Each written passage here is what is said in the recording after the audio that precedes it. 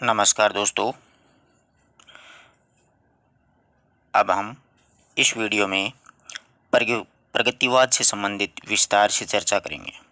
प्रगतिवाद के प्रश्न लिए हैं, उन प्रश्नों के माध्यम से आपको पूरा प्रगतिवाद है वो रिवीजन करवा दिया जाएगा।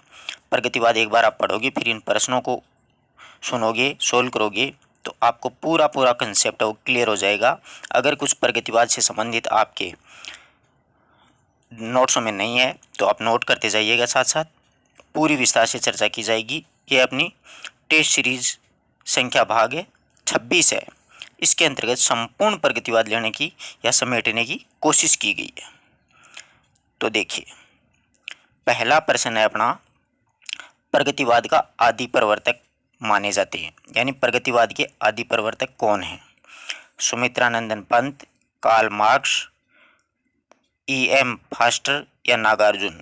अपने दिमाग में यही रहता है कि हिंदी साहित्य के अंतर्गत प्रगतिवाद के शलाका पुरुष कहें या आदि प्रवर्तक कहें तो नागार्जुन ही आ जाता है। परंतु यहाँ पर हिंदी साहित्य के प्रगतिवाद की बात नहीं हो रही है, विश्व साहित्य की प्रगतिवाद की बातें हो रही है। तो ऐसे में इसका सही जवाब होता है कार्ल मार्क्स। सिर्फ सीधा पूछता है अगला, प्रगतिवाद का आदि प्रवर्तक कौन है, तो कार्ल मार्क्स करना है। और हिंदी साहित्य में प्रगतिवाद का आदि प्रवर्तक या शलाका पुरुष कौन है, तो नागार्जुन करना है। तो ध्यान रखिएगा, प्रगतिवाद का आदि प्रवर्तक कार्ल मार्क्स है। इनके बारे में थोड़ी सी मैं बता दूं, ये प्रगतिवाद होता क्या, चलो छोटी सी चर्चा करते हैं। देखिए, प्रगतिवाद वो होता है जो राजनीति के क्षेत्र में साम्यवाद या मार्क्सवाद नाम से जाना जाता है। राजनीति में जिस विचारधारा को साम्यवाद या मार्क्सवाद नाम से जानी जाती है, वही साहित्य के क्षेत्र में वही विचारधारा है वो प्रगतिवाद नाम से जानी जाती है। अर्थात साम्यवादी विचारधारा के अनुरूप, यानी साम्यवादी विचारधाराओं के अनुरूप लिखा गया काव्य ही प्रगतिवाद काव्य कहलाता है। मार्क्सवाद के प्रवर्तक कार्ल मार्क्स थे और प्रगतिवाद के आदि प्रवर्तक भी कार्ल मार्क्स को ही माना जाता है। साधारण भाषा में अगर कहा जाए तो प्रगतिवाद वो साहित्य होता है जो मजदूर वर्ग को, कृषक वर्ग को या दलित वर्ग को दृष्टि में रख करके लिखा गया या रचा गया साहित्य है या काव्य है, वही प्रगतिवाद काव्य कहलाता है। ठीक है। अब हिंदी साहित्य में प्रगतिवाद का आदि प्रवर्तक पूछा जाएगा तो ही नागार्जुन करना, सीधा प्रगतिवाद का आदि प्रवर्तक पूछा जाएगा तो कार्ल मार्क्स ही सही होगा। आशा करता हूं कि आपको अच्छे से समझ में आ गया होगा कि कार्ल मार्क्स प्रगतिवाद का आदि प्रवर्तक कौन है, कार्ल मार्क्स है। ठीक है। प्रगतिशील लेखक संघ की स्थापना कहाँ हुई? बहुत अच्छा प्रश्न है मित्रों। प्रगतिशील लेखक संघ की स्थापना कहाँ हुई? अपने दिमाग में यही रहता है अक्सर कि प्रगतिशील या प्रगतिवादी विचारधारा या काव्य लेखक संघ है उसका अधिवेशन लखनऊ में हुआ, परंतु यहाँ पर पूछा है प्रगतिशील लेखक संघ की स्थापना कहाँ हुई। पहला ऑप्शन लखनऊ, उज्जैन, पेरिस और डेनमार्क है। तो प्रगतिशील लेखक संघ की स्थापना है वो पेरिस में हुई थी मित्रों। अब देखो, इसके बारे में भी छोटी सी चर्चा कर लेते हैं। ये प्रगतिशील लेखक संघ है जो अंतर्राष्ट्रीय स्तर का सबसे पहले सर्वप्रथम हेनरी बारबूज के प्रयासों से, हेनरी बारबूज एक विदेशी साहित्यकार हैं, राइटर हैं, उनके प्रयासों से 1935 में फ्रांस की राजधानी पेरिस में संसार के प्रगतिशील लेखकों का एक संगठन संगठित करने का प्रयास शुरू किया था। सबसे पहले हेनरी बारबूज ने 1935 में फ्रांस की राजधानी पेरिस में प्रगतिशील लेखकों को संगठित करने का प्रयास किया। इन्हीं के प्रयासों से 1935 ईस्वी में पेरिस में एक अंग्रेजी साहित्यकार या कथाकार की विचारधारा E.M. फास्टर की अध्यक्षता में प्रोग्रेसिव राइटर एसोसिएशन नामक एक अंतर्राष्ट्रीय संस्था बनी। उसका आयोजन अधिवेशन हुआ था 1935 में। उसी को ध्यान में रखते हुए कुछ भारतीय विचारक हैं, जो भारतीय विचारक हैं उनमें मूल रूप से मुल्कराज आनंद हैं, सज्जाद जहीर हैं, उनने मिलकर के लंदन में 1935 में पेरिस में, लंदन की राजधानी पेरिस में प्रगतिशील लेखक संघ नामक एक संस्था की स्थापना कर दी थी। तो ध्यान रखिएगा, प्रगतिशील लेखक संघ की स्थापना सबसे पहले कहाँ पर हुई थी? पेरिस में हुई थी। उन्हीं का अनुकरण करते हुए भारतीय विचारक हैं मुल्कराज आनंद हैं, सज्जाद जहीर हैं, उन्होंने लंदन में 1935 में भारतीय प्रगतिशील लेखक संघ की स्थापना की थी। आशा करता हूं दोनों बात अच्छे से समझ में आ गई आपको। नेक्स्ट प्रश्न देखिए, प्रगतिवाद लेखक संघ के प्रथम अधिवेशन की अध्यक्षता किसने की थी? प्रगतिवाद लेखक संघ के प्रथम अधिवेशन की अध्यक्षता तो देखिए निराला, यशपाल, नागार्जुन और प्रेमचंद। तो देखिए प्रगतिशील लेखक संघ का अधिवेशन 1936 में अपने लखनऊ में हुआ था, ठीक है। उसकी अध्यक्षता मुंशी प्रेमचंद के द्वारा की गई थी और उसी अधिवेशन का प्रधानमंत्री है वो मूल रूप से रामविलास शर्मा को बनाया गया था। और उसी अधिवेशन के भाषण में प्रेमचंद जी ने साहित्य की एक परिभाषा दी है, बहुत ही शानदार। वो सभापति थे तो उन्होंने घोषणा की थी कि साहित्य केवल मनोरंजन की वस्तु नहीं है, उसका लक्ष्य समाज का हित होना चाहिए, यानी समाज की भलाई होनी चाहिए साहित्य से, न कि साहित्य केवल मनोरंजन की वस्तु नहीं है, उसका लक्ष्य समाज हित होना चाहिए। ये संभाषण में प्रेमचंद जी ने कहा था। दूसरा जो अधिवेशन है उनके उसके अध्यक्ष 1938 में टैगोर बने थे और उसके बाद में तीसरे अधिवेशन के अध्यक्ष जवाहरलाल नेहरू बने थे। इस प्रकार से भारतीय प्रगतिशील लेखक संघ की स्थापना और इनका अधिवेशन है वो आगे से आगे बढ़ता गया। आशा करता हूँ आपको सारी बात कंसेप्ट क्लियर हो गई। प्रथम अधिवेशन पूछ ले तो ध्यान रखना लखनऊ में आ जाएगा यहाँ पर, और अध्यक्ष पूछ ले तो प्रेमचंद जी आ जाएंगे, दूसरे रविंद्रनाथ टैगोर आ जाएंगे, तीसरे नेहरू आ जाएंगे। प्रगतिवाद को युग की वाणी किसने कहा? प्रगतिवाद को युग की वाणी किसने कहा? सुमित्रानंदन पंत, नागार्जुन, केदारनाथ अग्रवाल या फिर त्रिलोचन। तो देखिए सुमित्रानंदन पंत है, उन्होंने प्रगतिवाद शब्द का सबसे पहले प्रयोग हिंदी साहित्य में सुमित्रानंदन पंत के द्वारा किया गया था और युगवाणी उनकी एक प्रसिद्ध रचना है, वो प्रगतिवाद की प्रथम रचना मानी जाती है। ध्यान रखिएगा इस बात का भी। सुमित्रानंद की बच्चन सिंह के अनुसार सुमित्रानंदन पंत की युग की वाणी है वो प्रगतिवाद की प्रथम रचना मानी जाती है और उन्होंने प्रगतिवाद को युग की वाणी कह करके पुकारा है। प्रगतिवाद उपयोगितावाद का दूसरा नाम है, ये बात भी सुमित्रानंदन पंत के द्वारा ही कही गई है। कई पुस्तकें उनमें मिस प्रिंट आपको नंदुलारी वाजपेयी भी मिल सकता है जो कि सही नहीं है। आगे बात समझिए, प्रगतिवाद को युग की वाणी किसने कहा? सुमित्रानंदन पंत ने। नेक्स्ट देखिए, केन का कवि किसे कहा जाता है? गिरिजा कुमार माथुर, केदारनाथ अग्रवाल, मुक्तिबोध या फिर हरिनारायण व्यास। तो केदारनाथ अग्रवाल हैं, उनको केन का कवि कहा जाता है। दूसरा इन्हें बालेंदु भी कहा जाता है।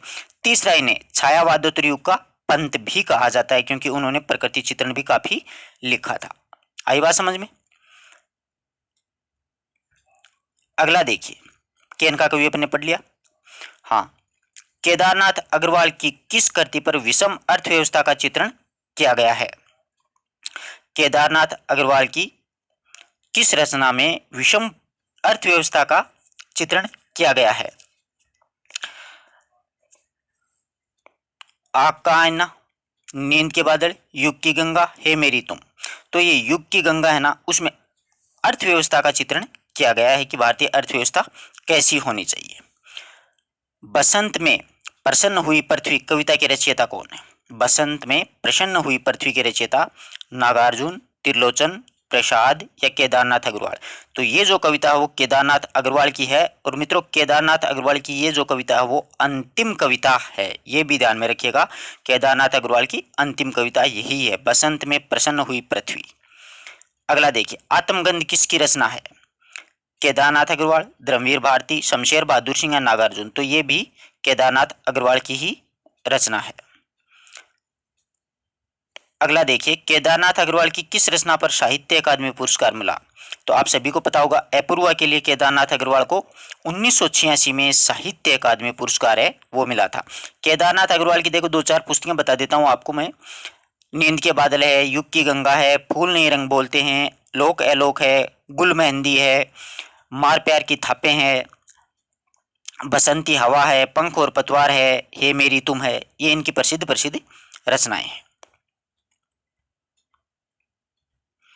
अगला देखिए, फूल नहीं रंग बोलते काव्य कृति के लिए केदारनाथ अग्रवाल को कौन सा पुरस्कार मिला? अच्छा प्रश्न है मित्रों।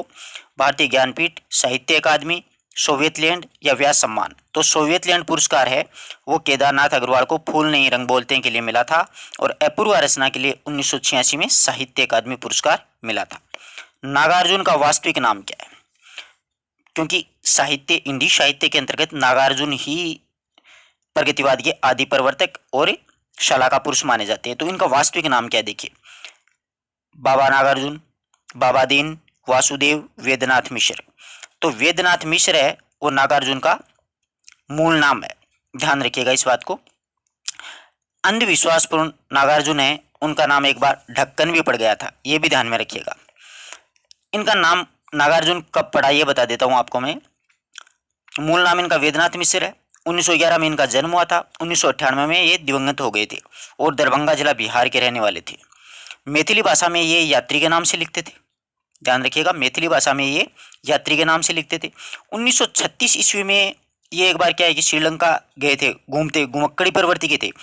हिंदी साहित्य के अंतर्गत घुमक्कड़ी प्रवृत्ति के त्रयी मानी जाती है, तीन। एक तो राहुल सांस्कृत्यन, एक वेदनाथ मिश्र और तीसरे अगेई। तो इन तीनों में से एक वेदनाथ मिश्र हैं। वो घूमते घूमते श्रीलंका गए, वहां पर जाकर के उन्होंने बौद्ध धर्म की दीक्षा ग्रहण कर ली और बौद्ध भिक्षु बन गए और नाम है उनका नागार्जुन पड़ गया था। 1938 में वापस आए थे। श्रीलंका में एक बौद्ध धर्म का विद्या अलंकार परिवीक्षण यानी एक मठ होता है बौद्धों का, उसमें 3 वर्ष तक उन्होंने बौद्ध धर्म का गहनता से अध्ययन किया था। आगे बात समझ में। मैथिली भाषा में यात्री के नाम से लिखते थे और मैथिली भाषा के लिए इनको एक साहित्य अकादमी पुरस्कार मिल रहा था। पत्रहीन नग्नगात से एक रचना थी इनकी, उसके लिए उनको साहित्य अकादमी पुरस्कार मिला था। खड़ी बोली की प्रथम रचना की अगर चर्चा की जाए तो राम के प्रति इनकी पहली खड़ी बोली की प्रथम रचना मानी जाती है। ठीक है। और रचनावली, नागार्जुन की जो रचनावली है वो 7 खंडों में संकलित है। इन्होंने एक दीपक नामक पत्रिका का भी संपादन किया था। आधुनिक युग के कबीर भी कहलाते हैं। नागार्जुन से संबंधित अपन ने सारी जो मुख्य मुख्य बातें हैं उनकी बेसिक सी अध्ययन कर लिया। ठीक है, आगे देखते देखिए नागार्जुन की किस कृति में ब्रव्य छंद का प्रयोग हुआ। भस्मांकुर, सिंदूर तिलक भाल, युगधारा, सतरंगी पंखों वाली। तो ये भस्मांकुर जो रचना है ना, उसमें ब्रव्य छंद का इन्होंने प्रयोग किया है। अब आगे देखिए, मिट्टी की बारात किसकी रचना है। मिट्टी की बारात नागार्जुन, शिवमंगल सिंह सुमन, रांगे राघव या त्रिलोचन। तो शिवमंगल सिंह सुमन है, उनकी मिट्टी की बारात रचना उन्हीं की है। और ये जो मिट्टी की बारात जो रचना है शिवमंगल सिंह सुमन की, इसको संसार का दूसरा बड़ा शोक गीत भी कहा जाता है। पहला तो है सरोज समर्ति और दूसरा जो साहित्य जगत का, हिंदी साहित्य जगत का जो शोक गीत है वो मिट्टी की बारात ही मानी जाती है। ठीक है, आई बात समझ में। इनका जन्म 1915 में, मृत्यु 2002 में हो गई थी। 2-4 इनकी रचनाएं हैं। हिल्लोर है, जीवन के गान है, प्रलय सर्जन है, विश्वास बढ़ता ही गया, मिट्टी की बारात है, वाणी की व्यथा है। ये इनकी प्रसिद्ध प्रसिद्ध रचनाएं। ठीक है, मिट्टी की बारात के लिए इन्हें साहित्य अकादमी पुरस्कार भी मिला था 1974 में। नेक्स्ट देखिए, अजय खंडेर के रचयिता कौन है। रामदर्श मिश्र, त्रिलोचन, रांगे राघव, शिवमंगल सिंह सुमन। तो अजय खंडेर जो रचना है वो रांगे राघव की रचना है। रांगे राघव का मूल नाम बड़ा ही अटपटा है, बहुत से विद्यार्थियों को तो लिखा ही नहीं जाता है, इसलिए पुस्तक वालों ने मेरी इनका नाम है वो रांगे राघव ही रख दिया। मूल नाम इनका त्रिम्बैंक वीर राघवाचार्य है। त्रिम्बैंक वीर राघवाचार्य। आगे बात समझ में। इनकी प्रसिद्ध काव्य कृतियां हैं अजय खंडेर, पिघलते पत्थर, राह के दीपक, मेघावी, पांचाली। इनके प्रसिद्ध प्रसिद्ध काव्य संग्रह। और 1923 में इनका जन्म हुआ था। 1962 में दिवंगत हो गए। निराला की बादल राग कविता का संबंध किससे है। अच्छा प्रश्न है मित्रों। छायावाद से, प्रगतिवाद से, प्रयोगवाद से, प्राकृतिक सौंदर्य से। तो प्रगतिवादी रचना है ये। ठीक है, बादल राग। पंत की ग्राम्य कृति का संबंध किससे है। ग्रामीण परिवेश से, प्रगतिवाद से, प्रयोगवाद से या नई कविता से। ये भी प्रगतिवादी कविता इनकी मानी जाती है। ग्राम्य जो रचना है वो भी प्रगतिवादी है। कभी ग्राम्य सोच करके ये मत कर देना कि ये ग्रामीण परिवेश की है। निम्न में से प्रगतिवादी कवि प्रसाद एक, मुक्तिबोध एक, केदारनाथ अग्रवाल या बच्चन। तो केदारनाथ अग्रवाल हैं, वो ही प्रगतिवादी कवि हैं। कौन सा कवि अरविंद दर्शन से प्रभावित है। अच्छा प्रश्न है। आचार्य शुक्ल, रामविलास शर्मा, सुमित्रानंद पंत या महादेवी वर्मा। छायावाद में खूब अच्छी तरह से खुल करके चर्चा की है अरविंद दर्शन के अपन ने, तो सुमित्रानंद पंत है। प्रगतिवाद के समीक्षक। अच्छा प्रश्न है। प्रगतिवादी समीक्षक, तो देखिए प्रगतिवादी समीक्षक आचार्य शुक्ल, रामविलास शर्मा, गुलाब राय या श्याम सुंदर दास। तो प्रगतिवादी समीक्षक वो रामविलास शर्मा है, ध्यान रखिएगा।